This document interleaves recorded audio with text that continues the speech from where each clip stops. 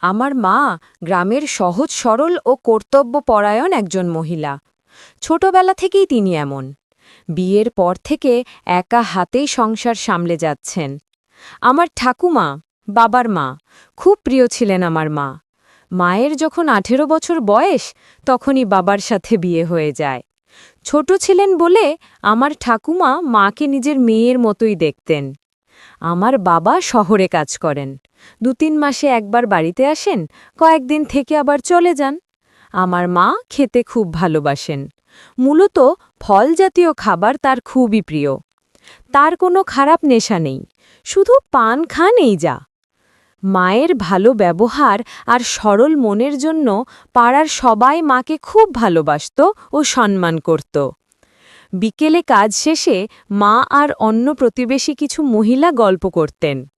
সব মিলিয়ে পাড়ায় একটা পারিবারিক পরিবেশ ছিল। ছোটবেলা থেকেই মা আমাকে আদর ও যত্ন দিয়ে মানুষ করেছেন। আমার নাম বীরেন। মা আমায় ভালোবেসে বীরু বলে ডাকেন। ছোটবেলা থেকেই মাই আমার দেখা প্রথম ও একমাত্র মহিলা। তাই স্বভাবতই মহিলা হিসেবে মাকে ছাড়া আর কাউকে একটা সময় পর্যন্ত এত আপন করতে পারিনি। আমার বয়স 19। আমি একজন মাঝারি গড়নের ছেলে। আমি দ্বাদশ শ্রেণী পাশ করে হাটে চাল ডালের ব্যবসা করি।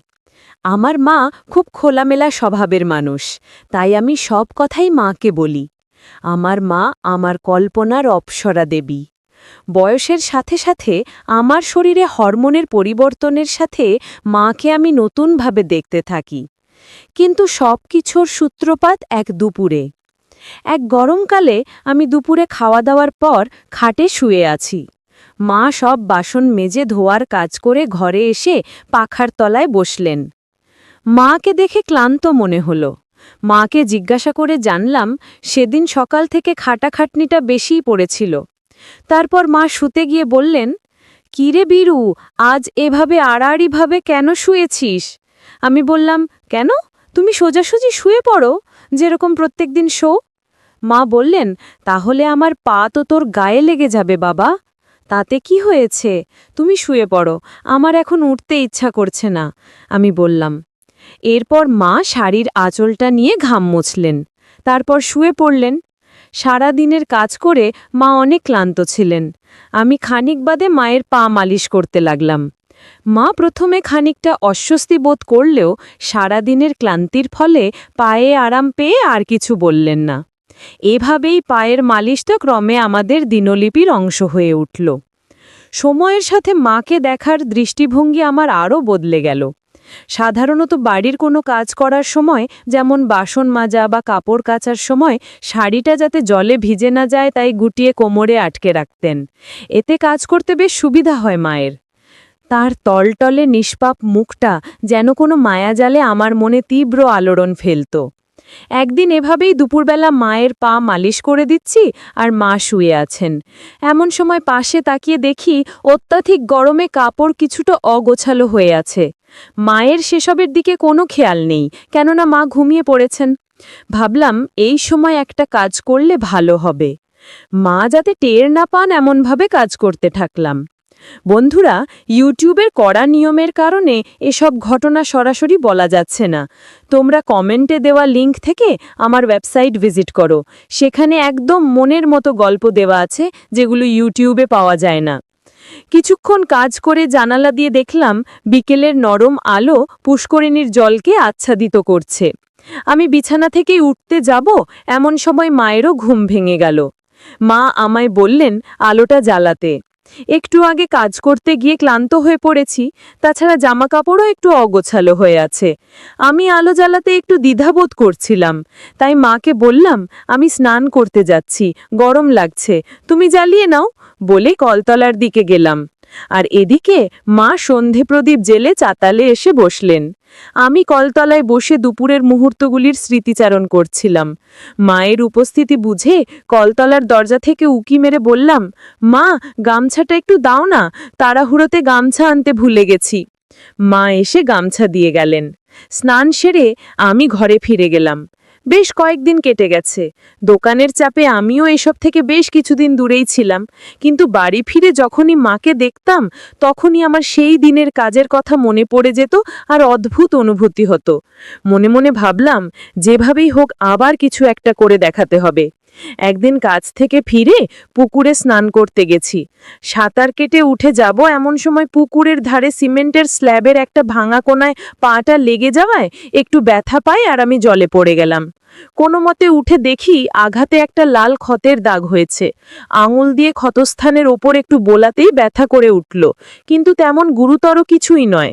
তবে এতে আমার মাথায় একটা ফন্দির কথা এলো। যাই হোক, ঘরে এসে দুপুরের খাওয়া দাওয়া সারলাম। মা যথারীতি খাওয়ার পরে শোয়ার জন্য রেডি হচ্ছিলেন। সুযোগ বুঝে মাকে বললাম, জানো মা, কয়েকদিন ধরেই তোমায় একটা কথা বলবো ভাবছিলাম, কিন্তু কিভাবে বলবো বুঝতে পারছি না। এক কথায় মায়ের মুখের সেই চিরসৌম্য রূপ খানিক সরে গিয়ে উৎকণ্ঠা দেখা দিল। মা বললেন, কি হয়েছে বীরু বাবা, বলে ফেলো, কি বিষয়ে সমস্যা সেটা তো বলো বাবা। আমি ইশারা করে বললাম, সমস্যাটা এখানে, আসলে তোমার থেকে একটা পরামর্শ নেওয়ার ছিল, কারণ তোমায় না জানিয়ে ডাক্তারের সাথে কথা বলাটা ঠিক হবে না। মা এবার চিরুনি রেখে বিছানায় আমার সামনে এসে বসলেন। একেবারে চোখে চোখ রেখে বললেন, আমি বুঝলাম না বাবা, কি এমন সমস্যা হলো যে ডাক্তার দেখাতে হবে? আর সমস্যাটাই বা কোথায়? পায়ে ব্যথা পেয়েছো কোথাও? আমি বললাম, হ্যাঁ, একটু ব্যথা লেগেছে। এতে মা আমার চোখে চোখ রেখে এবার বেশ কড়া গলায় বললেন, বাবু, আমি এখনো কিছুই বুঝতে পারছি না। তুমি যদি এক্ষুনি আমাকে সবটা খুলে না বলো, তাহলে আজকে বিকালেই আমরা ডাক্তারখানায় যাব। আমি বললাম, কিছুদিন আগে পুকুরে স্নান করার সময় একটু আঘাত পেয়েছিলাম।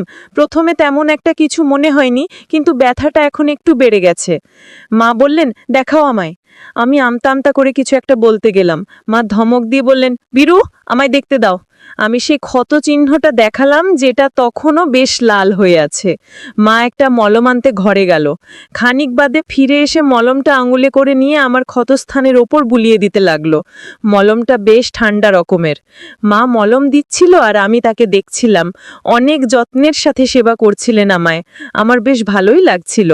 এ সময় কাপড় অগোছালো হওয়ায় একটু অস্বস্তিতে পড়ে গেলাম। মা বললেন, দিনে ৩-৪ বার করে এটা লাগাবে, আশা করি খুব তাড়াতাড়ি ঠিক হয়ে যাবে। এ সময় কিছু ঘটনা ঘটে যায়। বন্ধুরা, ইউটিউবের কড়া নিয়মের কারণে এসব ঘটনা সরাসরি বলা যাচ্ছে না। তোমরা কমেন্টে দেওয়া লিংক থেকে আমার ওয়েবসাইট ভিজিট করো, সেখানে একদম মনের মতো গল্প দেওয়া আছে, যেগুলো ইউটিউবে পাওয়া যায় না। কিছুক্ষণ পরের দিন দোকানে বেরোনোর আগে রুটি তরকারি খাচ্ছি, আর মা একটা টুলের ওপর বসে রুটি সেকে সেকে আমাকে দিচ্ছেন। এরই মধ্যে কথায় কথায় মা হঠাৎ আমাকে জিজ্ঞাসা করলেন, বীরু, তোমার ওই সমস্যাটা এখন কেমন আছে? মা কোন ঘটনাটার কথা জিজ্ঞাসা করছে সেটা মায়ের এই প্রশ্ন মাত্রই আমি বুঝে গেছিলাম, কিন্তু তাও আনাড়িপনা করে বললাম, কোনটা বলো তো? মা বললেন, আরে তুমি আমায় বলেছিলে না পায়ের আঘাতের কথা, তো এখন কেমন আছো বাবা? আমি বললাম, তোমার যত্নে এখন অনেক ভালো আছি, তুমি কোনো চিন্তা করো না। মা বললেন, চলো আজকেও মলমটা লাগিয়ে দিই, দেখছি ভালো লাগবে। আমি বললাম, পায়ের ব্যথা অনেক আগে সেরে গিয়েছে। মা বললেন, আজকে আবার দিলে আরও সেরে যাবে। আমি বুঝতে পারলাম মা মলম দেবার ছুতোয় আবারও সেদিনের মতো কাজ করতে চান। বললাম, মা, আজকে চুল কেটে স্নান করে আসো, তারপর মলম দিও পায়ে। মা বললেন, কেন রে, এখন দিলে তো ভালো হবে, তুই চুপচাপ বসে থাক। মা নাছোড় বান্ধা, আমার কথা না শুনেই কাজ শুরু করলেন, আর আমি চুপচাপ বসে রইলাম। সেদিনের পর থেকে প্রায়ই মা পায়ে মলম দিত, আর আমিও বাধা দিতাম না। বন্ধুরা, আজকের গল্পটি এই পর্যন্ত। ভালো থাকবেন সবাই, ধন্যবাদ।